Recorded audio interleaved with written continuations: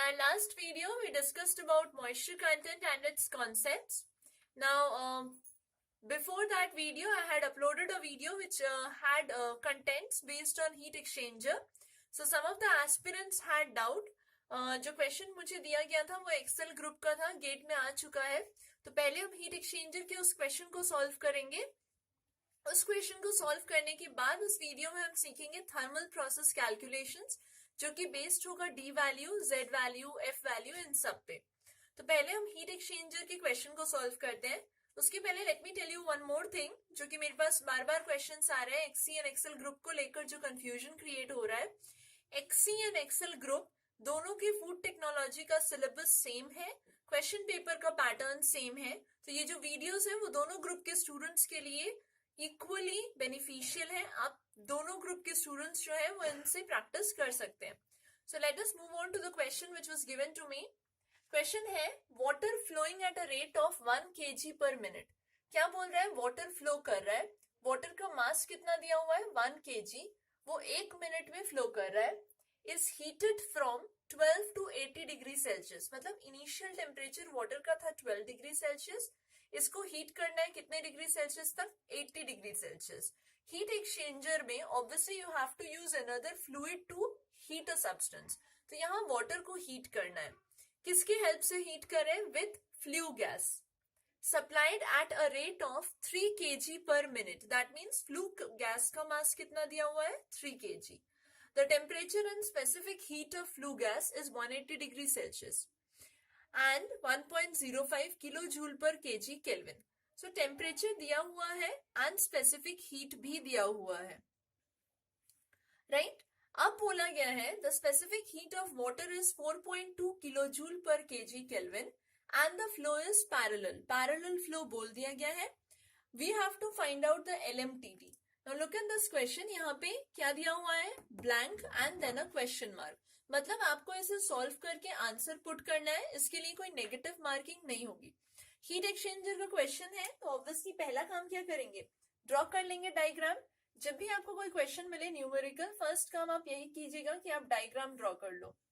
तो diagram heat exchanger का इस तरीके से रहता है. अब इस डायग्राम में जानने वाली बात यह है कि वाटर इस साइड से फ्लो कर रहा है. सपोज वाटर का इनिशियल टेम्परेचर क्वेश्चन में कितना दिया हुआ है? 12 degree Celsius. And this water is being heated. तो ये हीट होके इस डायरेक्शन से बाहर आई. बाहर आने के बाद इसका टेम्परेचर कितना दिया हुआ है? 80 डिग्री सेल्सियस. वाटर को हीट करने के लिए क्या यूज किया गया है? Flue gas. And the direction of flow is parallel. That means flue gas को कौन से डायरेक्शन से मूव करना है? अगर वाटर इस डायरेक्शन में जा रही है तो फ्लू गैस यहां से एंटर करेगी और वो भी इसी डायरेक्शन में मूव करेगी. तो यहाँ पे क्या है? Flue gas.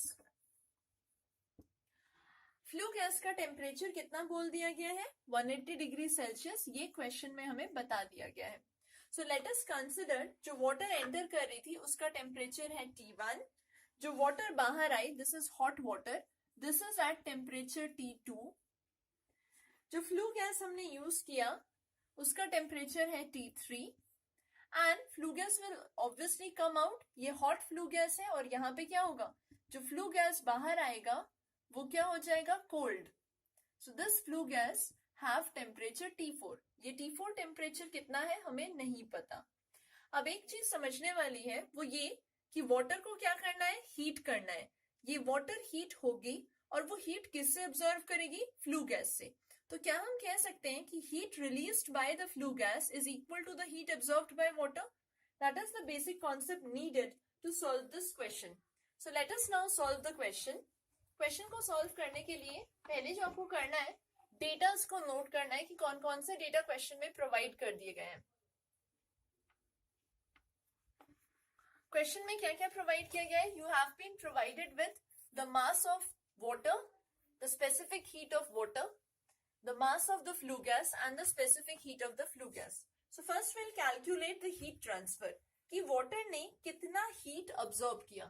So Q of water, ये फॉर्मूला आपको बताया गया था. Q is equal to क्या था? M Cp into delta T, which is equal to M कितना दिया हुआ है? Mass of water 1 kg दिया हुआ है into Cp कितना दिया हुआ है? 4.2 किलो जूल पर KG kelvin into delta T यहाँ पे क्या हो जाएगा 80 minus 12 that is T2 minus T1।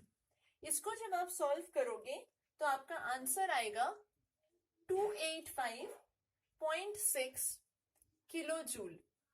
ये हीट किसने अब्सॉर्ब किया? वाटर ने। कहां से अब्सॉर्ब करेगा वो? फ्लू गैस से। तो अब हम क्या निकालेंगे? Heat transfer by flue gas. तो heat transfer by flue gas will be also equal to m Cp delta T which is equal to m into Cp into यहाँ पे डेल्टा T क्या है?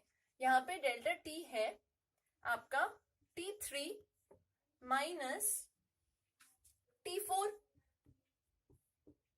राइट। अब m का value आपको दे दिया गया है। m का वैल्यू कितना दे दिया गया है? 3 इंटू Cp का वैल्यू पता है 1.05 इंटू T3 का वैल्यू पता है 180 माइनस आपको क्या निकालना है? T4 का वैल्यू। अब आप सोच रहे होंगे इस Q का वैल्यू क्या होगा? Q का वैल्यू क्या होगा? ये जो Q वाटर आपने निकाला वही होगा, क्योंकि heat absorbed by water is equal to the heat released by flue gas. तो ये आंसर आया था आपका 285.6। इसको जब आप सॉल्व करोगे यहां से आपका T4 का वैल्यू आएगा 89.33 डिग्री सेल्सियस। ये आया। अब आपके पास चारों टेम्परेचर्स की वैल्यू है T1, T2, T3 and T4। निकालना क्या है आपको? LMTD। So you know the formula for LMTD। LMTD का फॉर्मूला क्या है उसमें पुट करते हैं। LMTD को रिप्रेजेंट किससे किया जाता है? Delta TL bar. Now this delta TL bar is equal to delta T2 minus delta T1 divided by ln delta T2 upon delta T1। अब ये delta T2 क्या है? delta T2 is equal to T3 minus T1 minus delta T1 कितना है? delta T1 है आपका T4 minus T2 divided by ln of T3 minus T1 by T4 minus T2। This is the formula. Now let us put all the values because we know all the values now। एक ही unknown था T4 की flue gas कितने temperature पे बाहर आ रही है, वो unknown था तो उसको हमने कैलकुलेट किया। अब इस फॉर्मूला में पुट करेंगे। तो फॉर्मूला में जब पुट करेंगे क्या होगा? ये delta TL bar will be equal to T3 का वैल्यू कितना है? 180 माइनस T1 का वैल्यू है 12 माइनस T4 का वैल्यू आपने कैलकुलेट किया 89.33 माइनस T1 का वैल्यू कितना है? 80, सॉरी T2 का वैल्यू है 80 divided by ln same will write here 180 minus 12 divided by 89.33 minus 80. Use scientific calculator always to solve these questions. After solving this, delta TL bar will give you a value which is equal to 54.93 degrees Celsius. So this is how you have to solve this question. You have to involve two different formulas. यहाँ पे basic concept बस इतना ही था कि जो water heat absorb कर रही है वो कहां से कर रही है? फ्लू गैस से। दैट मीन्स फ्लू गैस ने जितना हीट रिलीज किया that will be equal to the heat absorbed by water. तो दोनों हीट को आपको इक्वेट करना है, वहां से आपको T4 का वैल्यू निकालना है। बाकी सारे टेम्परेचर्स क्वेश्चन में दिए हुए थे, फिर आप डेल्टा TL के वैल्यू में पुट करोगे तो आपको ये आंसर मिलेगा। I hope that your doubt is clear. Now will move on to next important topic from where you will obviously get question in your GATE exam in both XC and Excel group. Next topic क्या है हमारा? Next topic है thermal process calculations.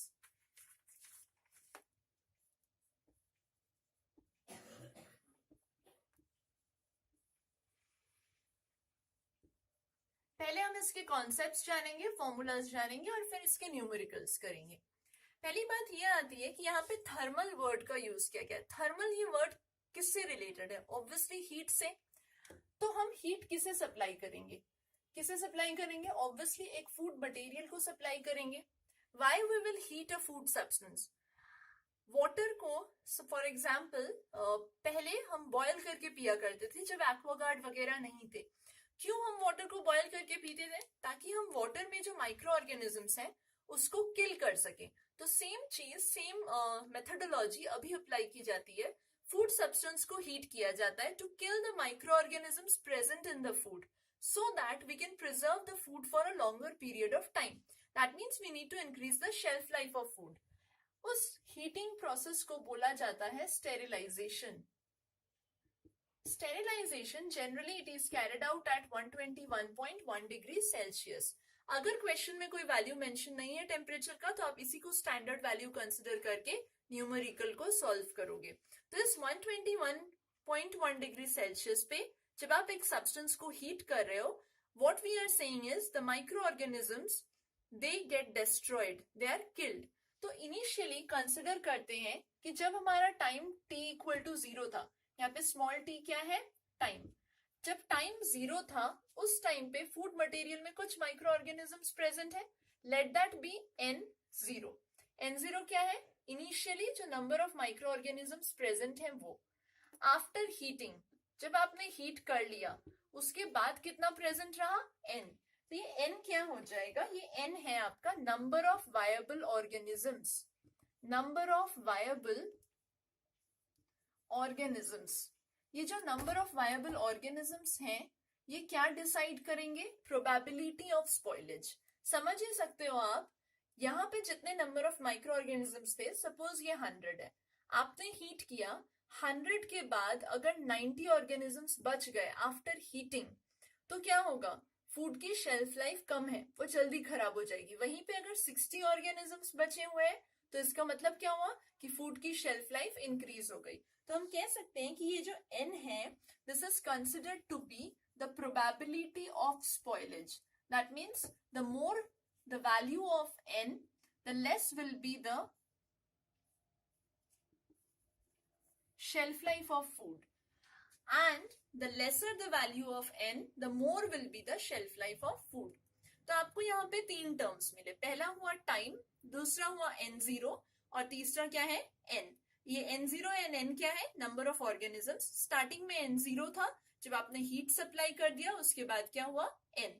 तो ये जो complete process है microbial inactivation का, ये हमेशा याद रखिएगा फर्स्ट ऑर्डर काइनेटिक्स ही फॉलो करता है, फर्स्ट ऑर्डर रिएक्शन रेट के बेसिस पे ही चलता है। ये क्वेश्चन गेट में ऑलरेडी आ चुका है एक बार कि जो माइक्रोबियल इनएक्टिवेशन रेट है वो कौन सा ऑर्डर फॉलो करता है। Is it 0 order, is it first order, is it second order? So you have to put a tick mark on first order. Answer क्या है? First order. तो ऑब्वियसली अगर एक रिएक्शन कैरी आउट हो रहा है तो उसका एक रिएक्शन कांस्टेंट रहेगा k। k is the reaction constant.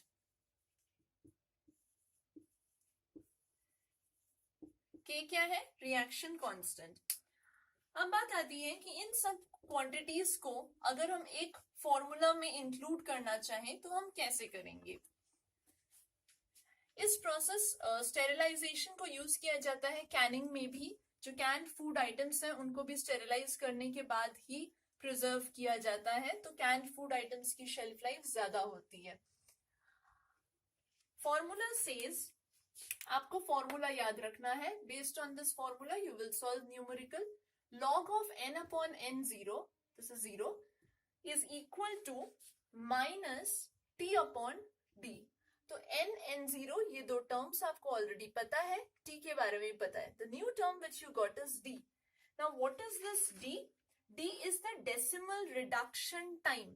What I am saying, d क्या है? d is the decimal reduction time. As you can see, यहाँ पे बोला जा रहा है कि d क्या है? टाइम है।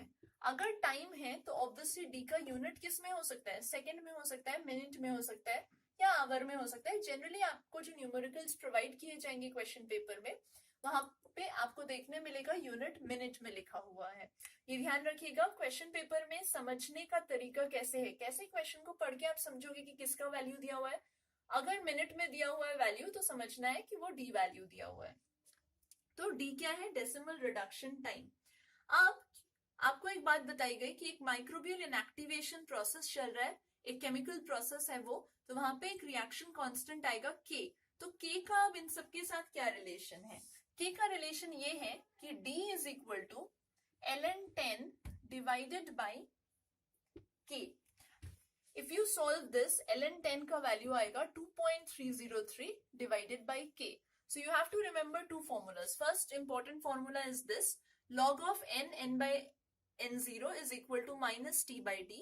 और ये d क्या है? d is equal to 2.303 upon k. Next thing, ये जो t बताया गया आपको, ये क्या है? Time. This time is required to kill the microorganisms. So can it be replaced by some other factor? Yes, it can be replaced. Basically हम यहाँ पे क्या कर रहे हैं? We are deciding the lethality of a process. Lethal मतलब वो कितना हार्मफुल है. किसके लिए हार्मफुल है? माइक्रो ऑर्गेनिजम्स के लिए हार्मफुल है. ये जो स्टेरिलाइजेशन प्रोसेस है, ये माइक्रो ऑर्गेनिजम्स के लिए कितना हार्मफुल है. तो यहाँ पे हम क्या कर रहे हैं? ये जो टाइम है, it is replaced by a value, that is F. अब ये एफ वैल्यू क्या है? ये भी टाइम ही है. ये क्या है? Process time at a constant temperature. That means the time required to kill the micro organisms. Same formula ही रहेगा आपका. Formula is log of n upon n0 is equal to minus, जहां पे आप t लिख रहे थे वहां आप क्या लिखोगे? f by d. Right? f क्या कहा गया? f क्या है? f is the process time at constant temperature. That means the time required to kill or inactivate the microorganisms. I hope you have understood up to this. Now, when you have known about k, when you have known about d, the next term which comes is f. आपको इतना तो पता चल गया कि अगर आपके पास n और n0 का वैल्यू है, d का वैल्यू है, तो वहां से आप f का वैल्यू निकाल सकते हो. अब बात ये आती है कि दूसरा वैल्यू भी इनके साथ एसोसिएटेड है. वो दूसरा वैल्यू जो एसोसिएटेड है वो है z वैल्यू. अब देखते हैं कैसे एसोसिएटेड है. आपने एक चीज नोट किया कि स्टेरिलाइजेशन का जो टेम्परेचर है, स्टैंडर्ड टेम्परेचर, वो कितना बताया गया? 121.1 डिग्री सेल्सियस. जनरली ये जो स्टेरिलाइजेशन प्रोसेस है फूड आइटम्स में, वो कैरी आउट किया जाता है to kill a particular organism. वो ऑर्गेनिज्म है Clostridium botulinum. Clostridium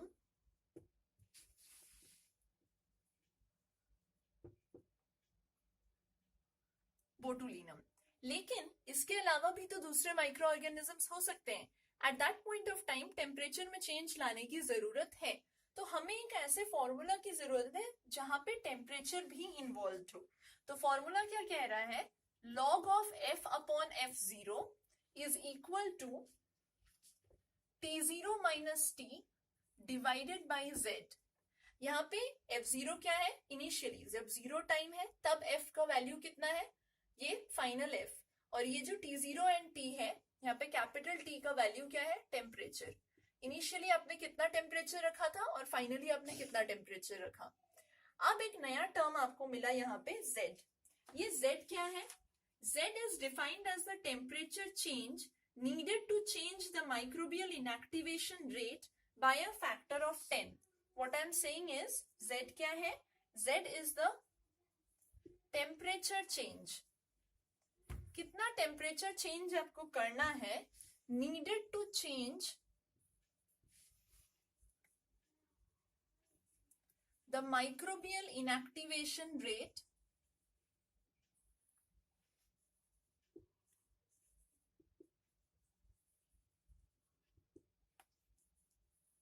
by a factor of 10. मतलब आप कितना टेम्परेचर में चेंज करो कि 10 फैक्टर के बेसिस पे ये Z चेंज हो जाए. तो इस Z को भी डिफाइन करने के बाद इसके ऊपर भी एक फॉर्मूला है. बेस्ड ऑन दैट फॉर्मूला आपको क्वेश्चंस कम ही मिलेंगे. मेनली ये फॉर्मूला इंपॉर्टेंट है. log of f by f0 is equal to t0 minus t by z. Let me first define z. Z का फॉर्मूला पहले बताते हो आपको. Z का फॉर्मूला है Z is equal to 10 into ln 10 divided by ln Q10. ln 10 का value आपको already पता है. तो आप पुट कर दोगे 2.303 divided by ln of Q10. Now what is this Q10? अब यहाँ पे एक नया टर्म आ गया. अब ये Q10 क्या है उसे जानते हैं. Q10 value, it is defined as the number of times a reaction rate changes with a 10 degree Celsius change in temperature. For example, एक प्रोडक्ट है जिसका टेम्परेचर है 30 डिग्री सेल्सियस. आपने इसके टेम्परेचर में 10 डिग्री सेल्सियस का चेंज किया, minus कर दिया, और आपने इस प्रोडक्ट को प्रिजर्व किया 20 डिग्री सेल्सियस पे. तो ऑब्वियसली एक प्रोडक्ट को जब आप 30 डिग्री सेल्सियस पे प्रिजर्व करोगे उसकी शेल्फ लाइफ अलग होगी, और उसी को अगर 20 डिग्री सेल्सियस पे प्रिजर्व करोगे तो उसकी शेल्फ लाइफ अलग होगी.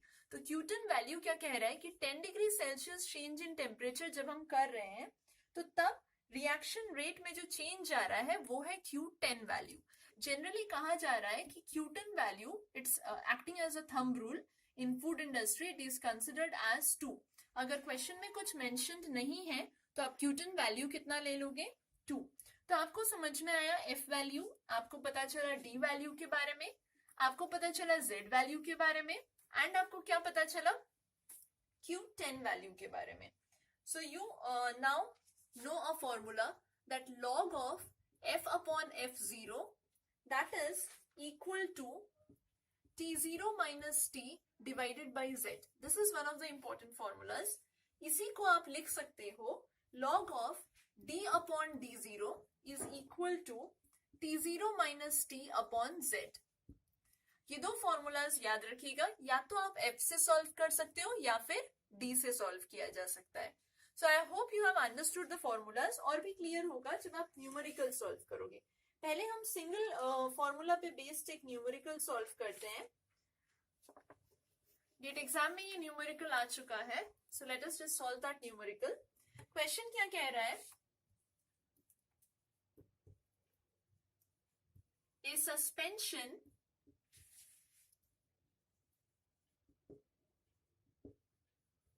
containing 3 into 10 to the power 5 spores of organism A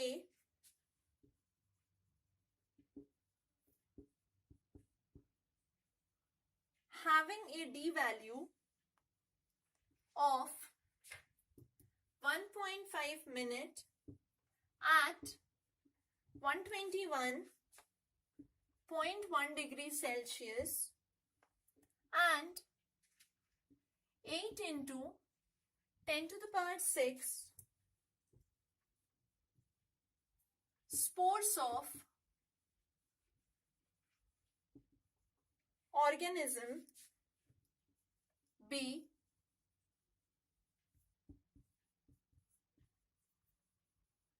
having a D value of 0.8 minute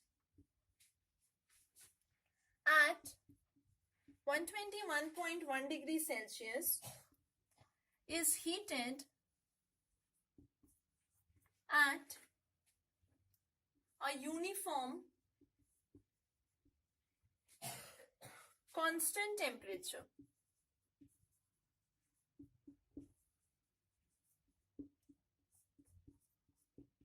(121.1 degree Celsius). Calculate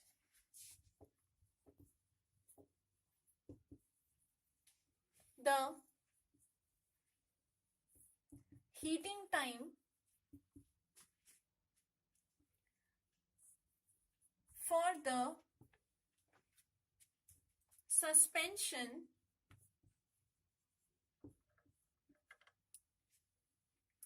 to obtain a probability of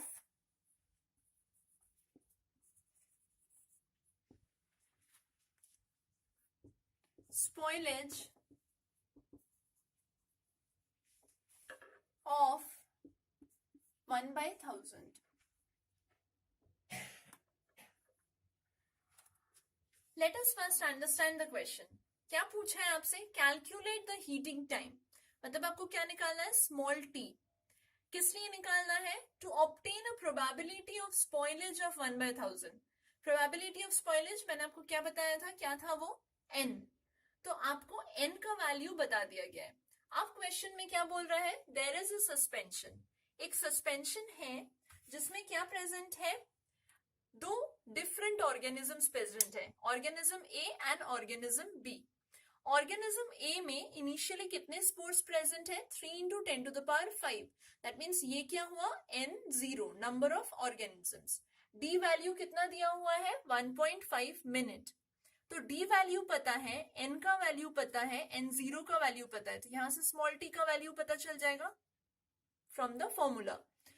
second देखिए, ऑर्गेनिज्म बी के लिए भी नंबर ऑफ स्पोर्स दे दिया गया है and D value दे दिया गया है, तो यहां से भी एक टी का वैल्यू आएगा। तो पहले हम क्वेश्चन को सॉल्व करने के लिए डेटाज नोट करते हैं कि क्या क्या हमारे पास पता है, और उसके बाद ही आप क्वेश्चन को सॉल्व कीजिएगा। जैसे ही आप डेटाज नोट कर लोगे आपको पता चल जाएगा कि कौन से फॉर्मूला को आपको अप्लाई करना है। तो यहां से हमें क्या समझ में आया, एन का वैल्यू दिया हुआ है 1/1000, राइट। दूसरा क्या दिया हुआ है, for organism A n is equal to कितना दिया हुआ है, ऑर्गेनिज्म ए के लिए n का वैल्यू दिया हुआ है 3 into 10 to the power 5 spores. And what is the value of d provided to you, d is equal to 1.5। अब फॉर्मूला हमने क्या सीखा था, log of n upon n0 is equal to minus T upon D. निकालना क्या है, T का value. तो क्या हम लिख सकते हैं कि माइनस टी अपॉन डी का वैल्यू कितना है 1.5 is equal to log of N का वैल्यू कितना दिया हुआ है 1/1000 डिवाइडेड बाय n0 का value 3 into 10 to the power 5, right. यहाँ पे ध्यान रखिएगा ये n0 होगा, n0 is equal to 3 into 10 to the power 5। Initially इतने स्पोर्स थे, आफ्टर हीटिंग स्पोर्स कितने हुए n, जो कि प्रोबेबिलिटी ऑफ स्पॉइलेज था। तो log of n upon n0 equal to minus T by D. तो यहाँ पे पुट किया 1/1000 and 3 into 10 to the power 5। इस वैल्यू को आप सॉल्व करोगे इंटू 1.5 करोगे। तो जब आप इसे सॉल्व करोगे, लॉग का इस वैल्यू इसको जब आप निकालोगे लॉग के वैल्यू को, यहाँ एक वैल्यू आएगा जो माइनस में आएगा, तो बोथ साइड पे माइनस आ जाएगा, माइनस कैंसिल हो जाएगा। फिर आप इस वैल्यू के साथ 1.5 को मल्टीप्लाई कर दोगे, तो इन दैट केस टी का वैल्यू आना चाहिए। टी क्या है यहाँ पे, टाइम। तो टी का वैल्यू आएगा 12.72 मिनट्स। मतलब ऑर्गेनिज्म ए को किल करने के लिए आपको 12.72 मिनट्स की जरूरत है। ये हुआ ऑर्गेनिज्म ए के लिए। अब बात करते हैं ऑर्गेनिज्म बी की। जैसे आपने ऑर्गेनिज्म ए के लिए सॉल्व किया, सिमिलरली ऑर्गेनिज्म बी के लिए भी होगा। फॉर ऑर्गेनिज्म बी क्या क्या वैल्यूज प्रोवाइडेड है, n0 का वैल्यू प्रोवाइडेड है, n0 is equal to 8 into 10 to the power 6 spores. और क्या प्रोवाइडेड है, डी का value, d is equal to 0.8 minute. Formula क्या है, log of n upon n0 is equal to minus T upon D. तो यहाँ put कीजिए minus T upon D का वैल्यू है 0.8 which is equal to log of n का value कितना है 1/1000 डिवाइडेड बाय n0 का वैल्यू कितना है 8 इंटू 10 टू द पावर 6। इसे जब आप सॉल्व करोगे तो log है, इस वजह से यहाँ पे एक माइनस वैल्यू आएगा। तो यहाँ माइनस, ये दोनों माइनस कैंसिल आउट हो जाएंगे। फिर आप 0.8 को इस साइड वाले वैल्यू से मल्टीप्लाई करोगे, तो फाइनली आपका टी का वैल्यू आएगा, टी का वैल्यू है 7.92 मिनट्स। अब एक चीज देखिए, अभी वैल्यू कितना आया 7.92 मिनट्स। ये किसको किल करने के लिए चाहिए, ऑर्गेनिज्म बी को। और ऑर्गेनिज्म ए को किल करने के लिए कितना टाइम चाहिए था, 12.72 मिनट्स। तो दैट मीन्स अगर आप 7.92 मिनट्स दोगे, TB&TA कंसिडर करते हैं, तो सिर्फ ऑर्गेनिज्म बी किल होगी, ऑर्गेनिज्म ए तब भी रह जाएगा।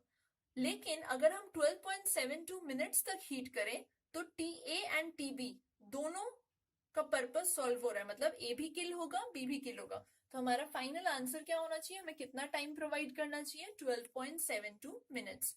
This is your final answer. ये हुआ जब आपको सिंगल फॉर्मूला अप्लाई करके क्वेश्चन को सॉल्व करना था।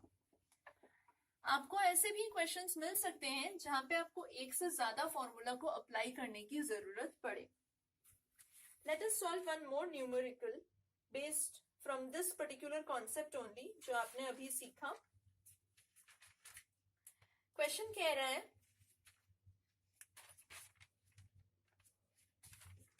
Thermal death time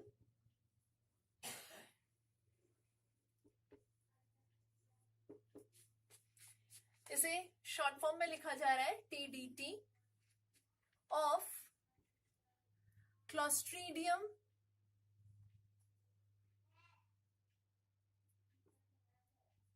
botulinum at 121 degree Celsius. देखिए यहाँ पे टेम्परेचर कितना मेंशन है, 121।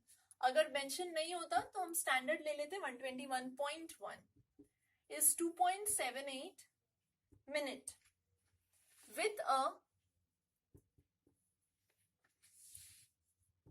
Z value of 10 degrees Celsius. The TDT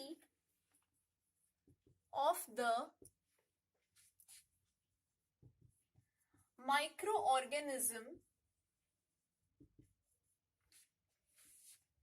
at 116 degrees Celsius in minutes is dash। ये क्वेश्चन गेट एग्जाम में आ चुका है। पहले क्वेश्चन को समझने की कोशिश करते हैं। देखिए यहाँ पे क्या बोल रहा है, थर्मल डेथ टाइम, मतलब यहाँ पे क्या समझाने की कोशिश कर रहा है, एफ वैल्यू। मैंने बताया था F value is related to lethality, तो जब भी आपको डेथ टर्म मिले या लिथलिटी टर्म मिले समझ जाइएगा वो एफ वैल्यू से रिलेटेड है। So F value of Clostridium botulinum is given 2.78 minutes। Temperature कितना था, 121 डिग्री सेल्सियस। Z वैल्यू कितना दिया हुआ है, 10 डिग्री सेल्सियस। क्या निकालने बोला है, the TDT of the microorganism, that means the F value at 116 degree Celsius. that means दो टेम्परेचर्स के वैल्यू दिए गए हैं। क्या क्या, एक आपको T0 बता दिया गया है 121 डिग्री सेल्सियस, ये स्टैंडर्ड है। दूसरा क्या, अगर आप टेम्परेचर चेंज करते हो और 116 डिग्री सेल्सियस पे हीटिंग करते हो, ठीक है, तो T0 मतलब क्या, इनिशियली 121 जो स्टैंडर्ड था, और T मतलब जो टेम्परेचर आपने सेट किया 116, और क्या दिया हुआ है, Z का वैल्यू दिया हुआ है 10 डिग्री सेल्सियस। और क्या बता दिया गया है, ये बता दिया गया है कि जब आपका टेम्परेचर 121 डिग्री सेल्सियस था तब F कितना था, मतलब वो क्या हुआ, F0। F0 is equal to कितना बताया गया है, 2.78 minute. Now you know the formula. Formula क्या कहता है, log F upon F0 is equal to T0 minus T divided by Z। तो इसमें पुट कर दीजिए, log F अपॉन F0 है 2.78 which is equal to T0 that is 121 minus T कितना है 116 divided by Z कितना है 10। पहले इसे सॉल्व कीजिए। इसे सॉल्व करने के बाद आपको क्या करना होगा, log को इस साइड में लेकर आइए, मतलब F divided by 2.78 will be equal to log inverse of, ये वैल्यू है 121 minus 116 divided by 10। इसे पूरे को सॉल्व करेंगे, फिर 2.78 को इस वैल्यू के साथ मल्टीप्लाई कर देंगे, तो वहां से F का वैल्यू आपको मिल जाएगा, F is equal to 8.791 minute. See, the question was very simple, just you have to identify the formula which has to be used to solve the question। ये 2012 में आ चुका है। अब एक दूसरा क्वेश्चन करते हैं जिसमें दो डिफरेंट फॉर्मूलाज इन्वॉल्व होंगे। I hope you have understood this particular question। This was based on single formula और यहाँ पे F value and Z value दोनों को इन्वॉल्व किया गया था एंड टेम्परेचर को भी। Another question, this will involve two different formulas। Question says thermal death of viable spores of bacillus subtilis. See यहाँ पे ऑर्गेनिज्म चेंज हो गई, अब क्लॉस्ट्रीडियम बोटुलिनम की बात हम नहीं कर रहे हैं। Bacillus subtilis in a food sample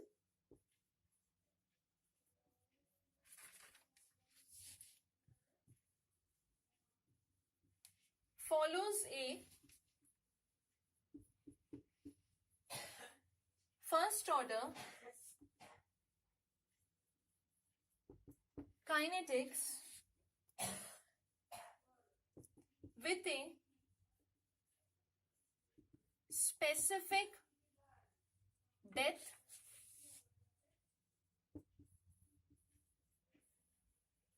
rate constant of 0.23 minute inverse. क्या बोल रहा है? रेट कांस्टेंट मतलब ये किसका वैल्यू है? के का value at 100 degree Celsius temperature दे दिया गया है। The time in minutes required to kill 99% of spores at 100 degree Celsius is dash। Question को समझने की कोशिश कीजिए। क्या बोल रहा है? Thermal death of viable spores of bacillus subtilis organism. Organism change हो गया, इस वजह से टेम्परेचर भी चेंज हो गया। टेम्परेचर कितना बोला है? 100 डिग्री सेल्सियस। क्या निकालना है कि ये जो प्रोसेस आपको कैरी आउट करना है to kill Bacillus subtilis organism, उसको किल करने के लिए कितने टाइम की जरूरत है? द टाइम रिक्वायर्ड ये निकालना है आपको to kill 99% of the spores. Percentage में वैल्यू दिया गया, तो परसेंटेज में हमेशा टोटल क्या होता है? 100%। तो ऑब्वियसली अगर 100% माइक्रो ऑर्गेनिजम्स थे इनिशियली, तो उसमें से 99% को किल करने के लिए आपको कितने टाइम की जरूरत है? तो यहाँ पे क्या क्या वैल्यूज प्रोवाइडेड है? तो क्वेश्चन में क्या क्या वैल्यूज प्रोवाइडेड है? पहले क्या बोला गया था? के का वैल्यू कितना दिया हुआ है क्वेश्चन में? 0.23 मिनट इनवर्स। के क्या था आपका? Reaction rate constant, right? और ये कितने टेम्परेचर पे किया जा रहा है? 100 डिग्री सेल्सियस। ये आपका टेम्परेचर का वैल्यू है। तो इस क्वेश्चन को सॉल्व करने के लिए आपको पहली बात क्या निकालना है? टाइम निकालना है। तो टाइम के साथ इन्वॉल्व फॉर्मूला क्या है? Log of n upon n0 is equal to minus T upon D. n का वैल्यू और n0 का वैल्यू तो क्वेश्चन से पता चल जाएगा। कैसे पता चल जाएगा? क्या बोला गया है क्वेश्चन में कि 99% ऑफ द स्पोर्स जो है वो किल हो जाएंगे। तो ओरिजिनली 100% थे, है ना?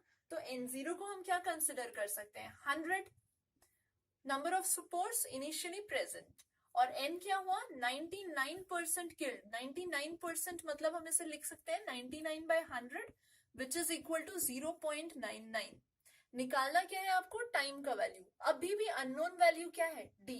तो ये अननोन वैल्यू कैसे निकलेगा? k का वैल्यू पता है, d एंड k के साथ एसोसिएटेड आपको एक फॉर्मूला बताया गया था। फॉर्मूला क्या था? d is equal to ln 10 upon k, और ln 10 का वैल्यू कितना था? 2.303 डिवाइडेड बाय k का वैल्यू क्वेश्चन में दिया हुआ है 0.23। अगर आप इसे सॉल्व करोगे तो d का वैल्यू कितना आएगा? d का वैल्यू आएगा 10.01। Be careful about units. ये किस में आएगा? मिनट में, राइट? ये आया d का वैल्यू। अब आपको n0 का वैल्यू पता है, n का वैल्यू पता है एंड d का वैल्यू पता है। तो ऑब्वियसली अगर आप फॉर्मूला में पुट करोगे तो किसका वैल्यू आ जाएगा? Small t। स्मॉल t क्या है? Heating time required to kill the micro organisms and get 99% of the probability value. तो लॉग ऑफ n का वैल्यू आपने कितना निकाला था? 0.99। n0 कितना था? 100 equal to minus t upon d का वैल्यू आपने कितना निकाला? 10.01। अब इसे सॉल्व कैसे करेंगे हम? Minus t will be equal to 10.01 into log of 0.99 divided by 100। तो पहले हम लॉग के वैल्यू को सॉल्व करेंगे। जो वैल्यू यहाँ सॉल्व करने के बाद आपको मिलेगा उससे मल्टीप्लाई करना है 10.01 को। तो तो ये वैल्यू माइनस में आएगी, बोथ साइड में माइनस है, माइनस माइनस कैंसिल करोगे आप, फाइनली टी का वैल्यू जो आपको मिलेगा वो हो जाएगा 20.06 minutes. This is your final answer 20.06। तो इस क्वेश्चन में आपने सीखा कि कैसे आप दो डिफरेंट फॉर्मूलाज को यूज करके भी क्वेश्चन को सॉल्व कर सकते हो। इस तरीके के क्वेश्चंस भी एग्जाम में आएंगे। तो थर्मल प्रोसेस कैलकुलेशंस में इतना ही है, आपको D value, Z value, F value जानना है और क्यूटन value as a thumb rule to consider करना है। अगर क्वेश्चन में मेंशन्ड है तो जो वैल्यू मेंशन्ड है आप वही यूज करोगे। This was all about thermal process calculations. I hope you have understood. Keep practicing questions on this particular topic and the previous topics also which I have uploaded. If you have any doubts, you can ask. And in the next video, I'll be discussing about Rittinger's law and freezing rate, and there are other topics also. So wait for the next video. And if you like this video, please subscribe the channel and like it also. Thank you, everyone.